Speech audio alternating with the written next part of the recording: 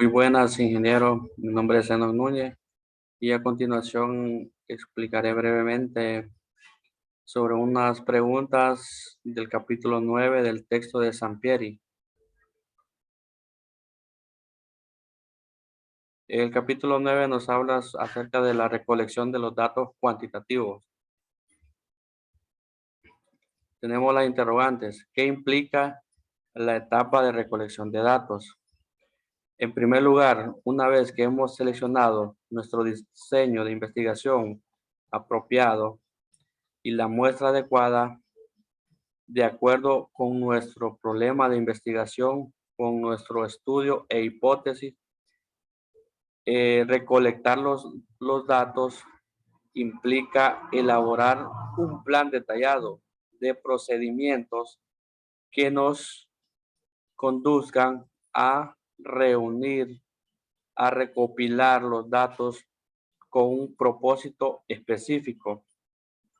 Este plan o proceso incluye determinar las siguientes tres interrogantes.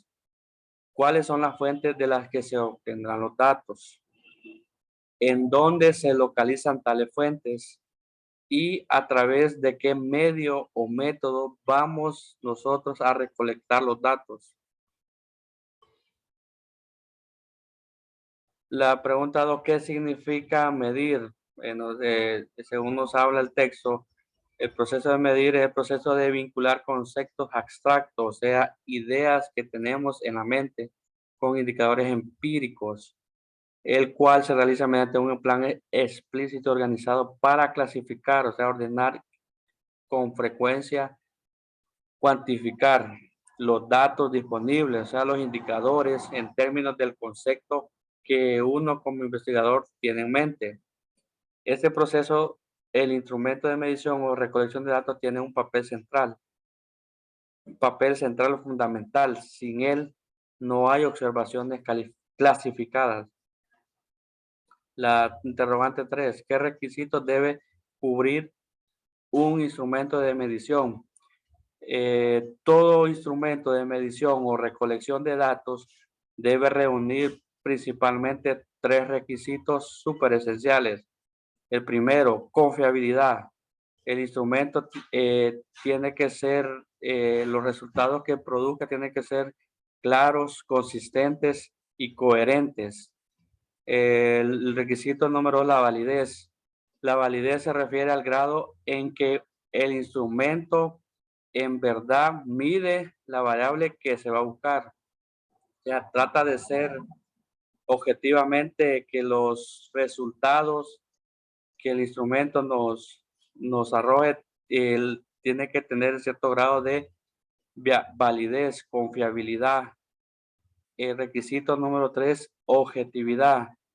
Eh, grado en que el instrumento es o no permeable a la influencia de los sesgos, o sea, al sesgo o datos no reales y tendencias de los investigadores que lo administran, califican e interpretan. Esos son los tres requisitos que debe cubrir un instrumento de medición o recolección de datos. ¿Qué factores pueden afectar la confiabilidad y la validez? La improvisación. Algunas personas creen que elegir un instrumento de medición o desarrollar es algo que puede tomarse como algo sencillo o algo a la ligera.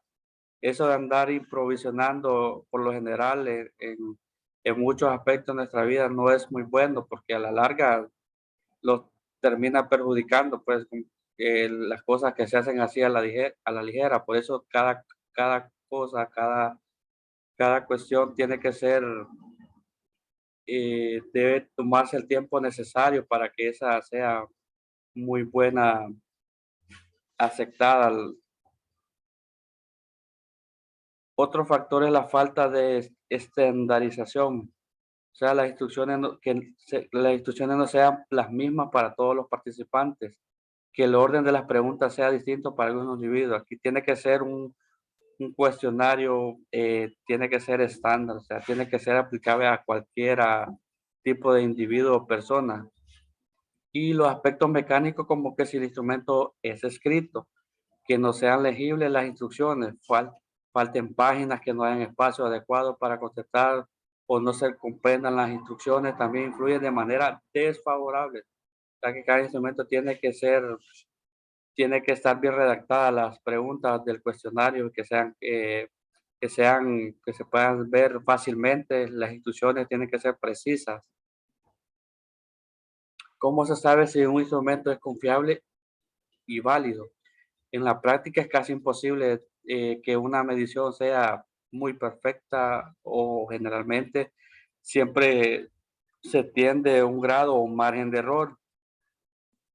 Desde luego, este tipo de error eh, se hace todo lo necesario, se hace todo lo posible para que este error sea el mínimo posible, para que nuestro cuestionario tenga la mayor validez posible. ¿Qué procedimiento se sigue para la construcción de un instrumento de medición? Consta de 11 fases. La fase 1, redefiniciones fundamentales. Es la primera etapa, donde se reevalúan, se vuelven a someter a evaluación las variables de la investigación para ver si se mantienen acorde a nuestro planteamiento, a nuestra hipótesis, o si en cambio modifican. La fase 2, revisión enfocada de la literatura. Este paso debe servir para encontrar, mediante la revisión de la literatura, los instrumentos o sistemas de medición utilizados en otros estudios anteriores para medir las variables de interés. La fase 3, identificación del dominio de las variables y medir sus indicadores. Se trata de identificar y señalar con precisión los componentes, dimensiones o factores que teóricamente integran las variables. La fase 4 es la toma de decisiones clave. Se deberán tomar decisiones importantes que tienen que ver con el instrumento o sistema de medición. La fase 5 es la construcción del instrumento, todo lo que conlleva en él. La fase 6, hacer una prueba piloto, por decirlo así, probar en un principio que todo funcione bien.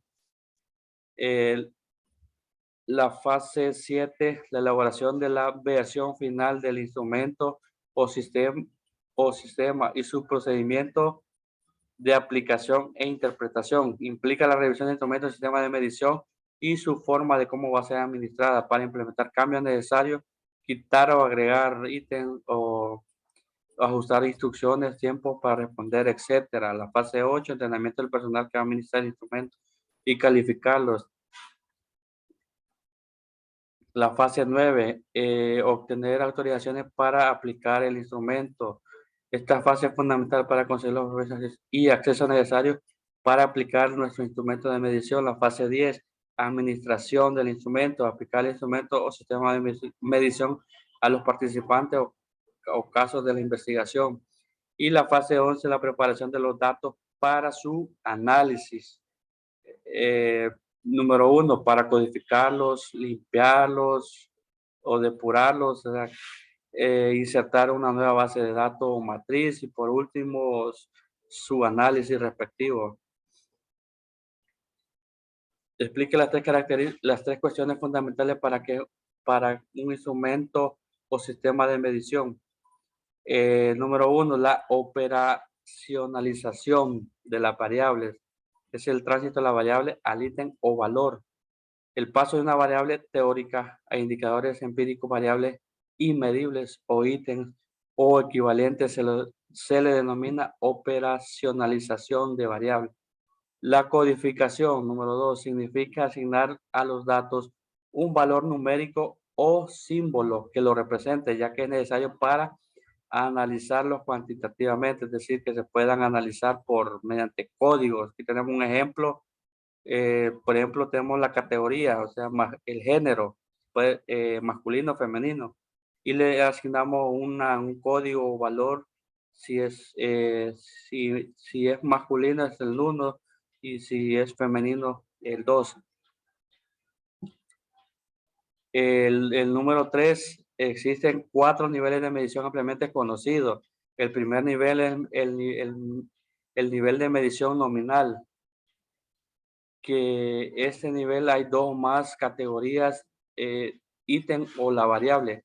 las categorías no tienen orden ni jerarquía, lo que se mide objeto o persona. En este caso, por ejemplo, el sexo, pues, masculino o femenino. Puede ser religión, católica o evangélica, por así decirlo. El número 2, nivel de medición ordinal, en este hay varias categorías, pero además mantiene un orden de mayor a menor. Las etiquetas, los símbolos de las categorías sí indican jerarquía. Aquí vemos un ejemplo, el valor de escala. Por ejemplo, un ingeniero químico tiene un valor asignado que un manufacturero de tabaco. Aquí sí lleva un orden jerárquico. Número 3, nivel de medición por intervalos. Además del orden o la jerarquía, entre categorías se establecen intervalos iguales en la medición. Aquí podemos ver el ejemplo de una escala de 0 al 10. Puede ser un ejemplo nivel de satisfacción de compras en un supermercado, que podemos asignar de 0 como un valor nulo y 10 como un valor muy satisfactorio. Explique los instrumentos de medición o recolección de datos cuantitativos que disponemos en la investigación. Disponemos de disponemos de los cuestionarios.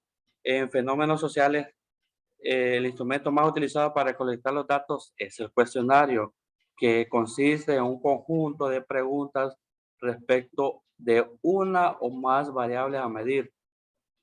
A eso se refiere el cuestionario. Explique en qué contexto puede administrarse o aplicarse un cuestionario.